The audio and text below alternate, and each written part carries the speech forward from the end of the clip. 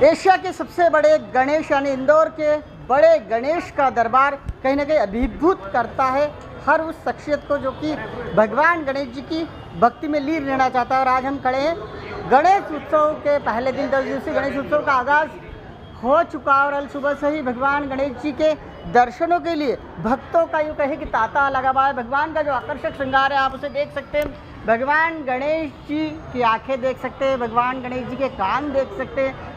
बड़े ही सुंदर सुंदर तरीके से आर्गूमेंट्स लगा के उन्हें सजाया गया है। भगवान गणेश जी का जो पेट है, नाभि कुंड के ऊपर जो है श्रीनाथ जी को बैठाया गया है। कहीं ना कहीं कहा जाता है कि श्रीनाथ जी को भी काफ़ी प्रिय है भगवान गणेश। लेकिन खास बात यह है कि इंदौर के जो बड़े गणेश है वो काफ़ी भक्तों को प्रभावित करते हैं, चाहे वीवीआईपी भक्त हो, चाहे वीआईपी भक्त हो, चाहे सामान्य साधारण से क्यों ना भक्त हो। आप देख सकते हैं कितना क्राउड लगातार बना हुआ है। इतना क्राउड कल रात से ही यहाँ देखा जा रहा था क्योंकि कल हड़ताली तीज का पर्व था और ख़ासतौर से महिलाओं को जागरण करना होता है, इसलिए वो गणेश भक्त के रूप में पहुँचती है, यहाँ जागरण करती है, भगवान की भक्ति करती है। लेकिन हम थोड़ा सा वृत्तांत बताना चाहेंगे खासतौर से बड़े गणेश जी के बारे में। जिस तरह से गणेश जी का प्रतिमा जो है भव्य रूप है, 25 फीट ऊँची हाइट है और कहने कहीं पूरा एक पखवाड़ा लगता है इनके श्रृंगार के लिए। और श्रृंगार के बाद में इन्हें जब वस्त्र धारण कराया जाता है, खासतौर से आप देख सकते हैं कितना सुंदर, कितना केसरिया, कितना सुंदर आवरण गणेश जी के ऊपर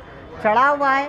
साथ ही साथ गणेश जी के बारे में ये भी कहा जाता है कि उनके मुख के भीतर जो है चांदी है, कानों में चांदी है, लेकिन सुंड जो है उसके अंदर स्वर्ण भरा हुआ है।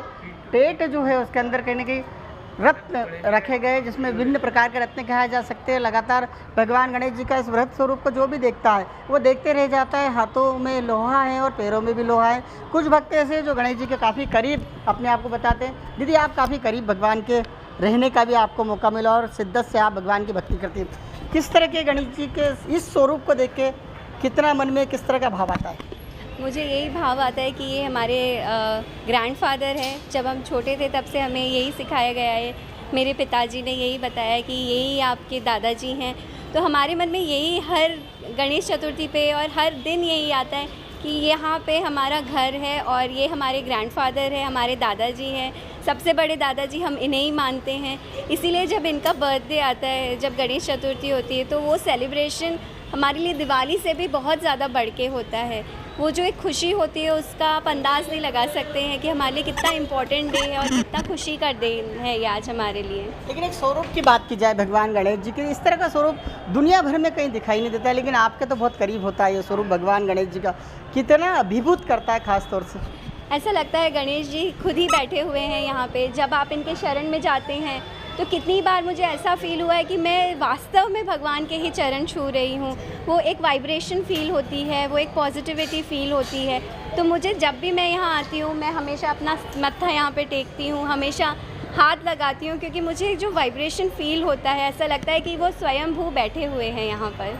आप एक डॉक्टर बतौर कार्यरत देखा जाए तो, लेकिन इतना हायर एजुकेशन होने के बावजूद एक श्रद्धा एक बहुत बड़ी बात होती है। कहीं ना कहीं एजुकेशन कई बार व्यक्ति को श्रद्धा से दूर करता, खास तौर से कहे तो अध्यात्म से, स्पिरिचुअलिटी से कहीं ना कहीं दूर हो जाता व्यक्ति। लेकिन आपके भीतर का भाव जो है वो बताता है कि आप पढ़ी लिखी जरूर है लेकिन बावजूद भगवान से कभी दूर नहीं हुई।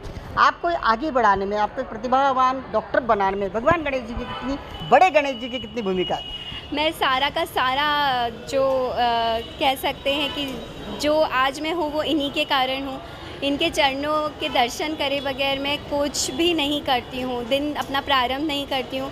जो भी ऑपरेशन भी करती हूँ मैं सबसे पहले यही कहती हूँ कि भगवान आपके चरणों में सब कुछ अर्पण है, उसके बाद ही मैं आगे बढ़ती हूँ।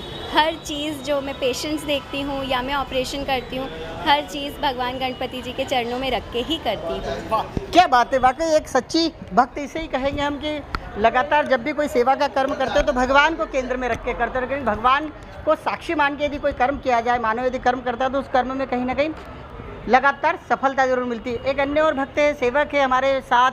आप बताना चाहेंगे भगवान गणेश जी के इस बड़ी आकृति, बड़ी प्रतिकृति, भव्य दिव्य प्रतिमा को लेकर आप बाल्यकाल से करीब रहे हैं बड़े गणेश जी के, किस तरह के आपके जीवन में अनुभूतियाँ हैं इस दरबार में रहने के साथ? ये आप गणेश जी की मूर्ति देख रहे हैं, 25 फीट लंबाई है, 14 फीट चौड़ाई है। हमारे पूर्वजों द्वारा निर्मित है। बाल्यावस्था जो स्वप्न है उसको युवावस्था में साकार करा।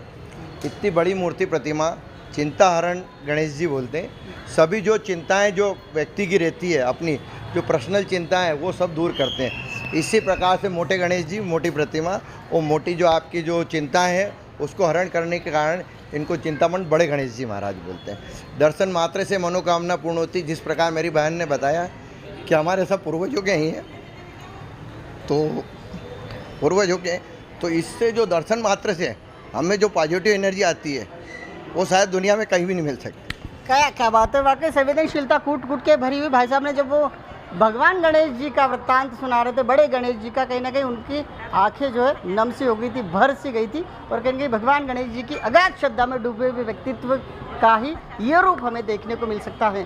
कैमरा पर्सन सौरभ पवार के साथ मैं बालकृष्ण मुले, DGNN न्यूज़, इंदौर।